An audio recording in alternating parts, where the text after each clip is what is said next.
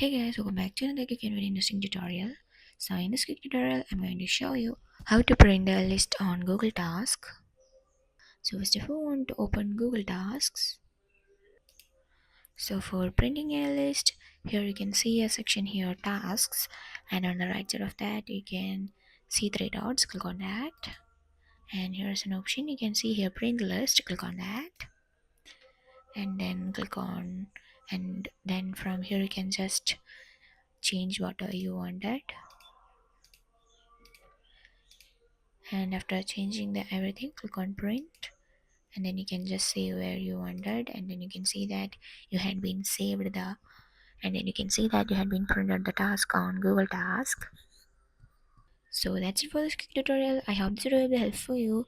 Make sure to hit the like button and the subscribe button for more such quick and very interesting tutorials. See you in the next one. Take care.